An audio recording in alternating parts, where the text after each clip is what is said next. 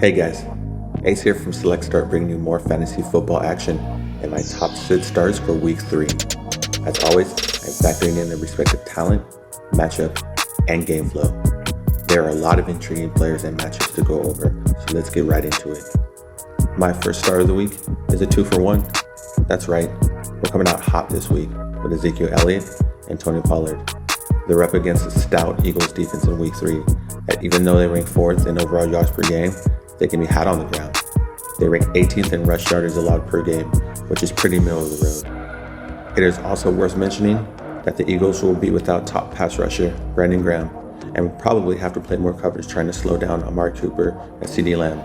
That means less stack boxes and more room to run. Additionally, I can see game flow that sets up really well for the Cowboys duo.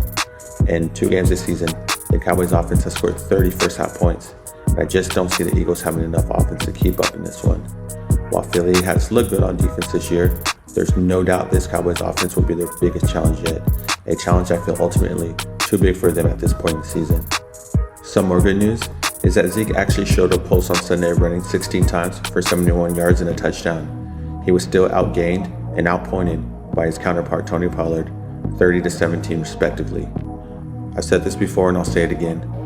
Tony Pollard is quite frankly the better back out of the two. He is more explosive and, like I mentioned in week 1, utilized in more advantageous positions. He had another stellar showing Sunday, running for 109 yards and a touchdown on only 13 carries. That being said, it does seem like the respective roles and target share in the offense are starting to take shape. This is an excellent matchup for both Cowboys running backs.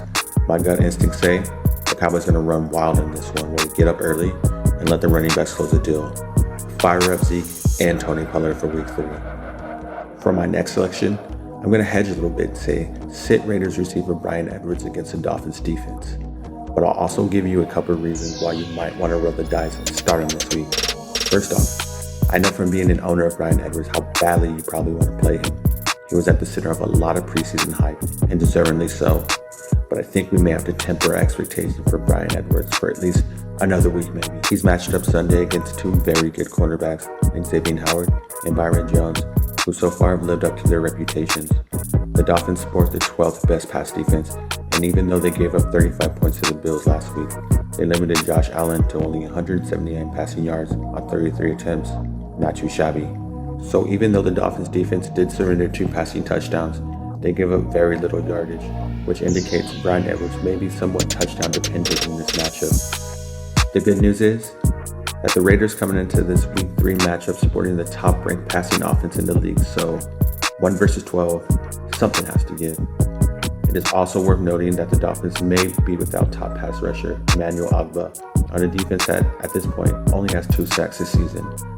Game flow doesn't appear to be in his favor either, unless Miami's defense can hold out while its offense tries to get going without their starting quarterback. We saw Jacoby Brissett look pretty lifeless last Sunday, so that will have to turn around fast. All in all, this may just end up being a toss-up, but I lean towards sitting Edwards due to the matchup with the 2 elite cornerbacks he'll be going against. But if you do start Clyde Edwards in week 3, may the force be with you. Next up, I'm going to sit Clyde Edwards Helaire against the Chargers defense in week 3.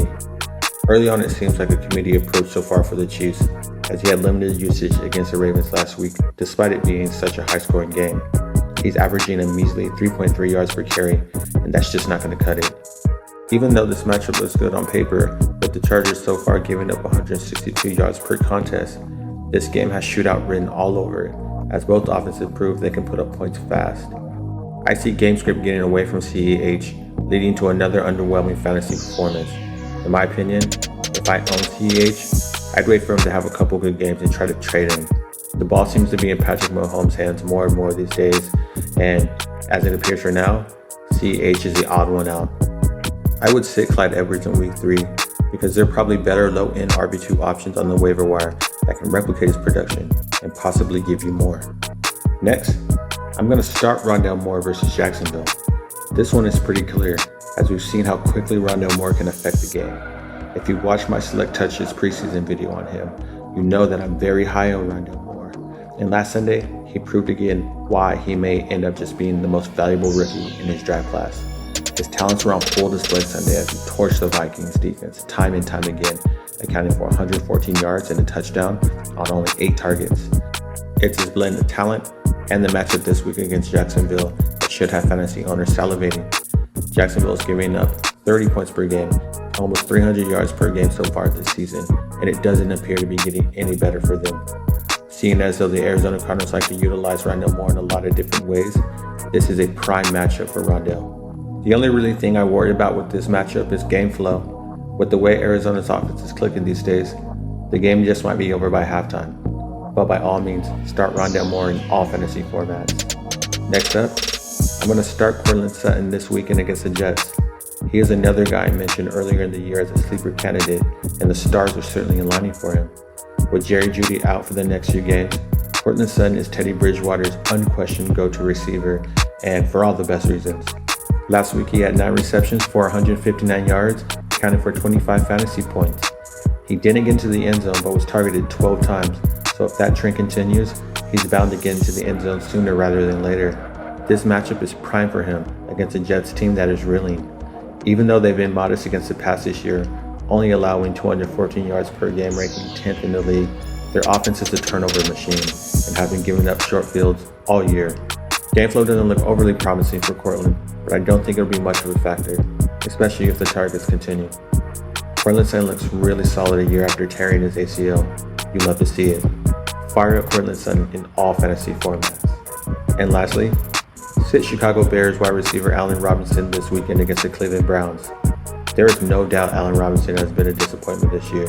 So far in 2021, he has 8 receptions off 15 targets for only 59 yards and a touchdown that likely saved his stat line a little bit on Sunday. That kind of production is unacceptable for a player who probably got drafted in the first 3 rounds in most leagues. While his matchup against Cleveland on paper may not seem that imposing, they give up 272 passing yards per game, which ranks 23rd.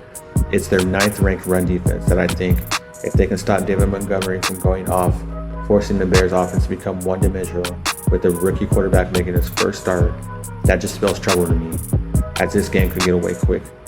It is also worth mentioning that the Bears defense showed some signs of life on Sunday, limiting Joe Burrow and forcing 3 picks. If they can duplicate that kind of success against Cleveland, I think you're looking at a game flow that is very advantageous for Allen Robinson. It's hard to sit a player like Allen Robinson because historically, he's always been a pretty great fantasy play. Either way, it'll be a great opportunity for him to redeem himself after a rather sluggish start this year. And there you have it, guys. My top 6 starts for week 3. If you enjoyed the video, like and sub the channel. For more Select Start fantasy football action, hit that notification bell. Thanks for watching. See you next time, guys.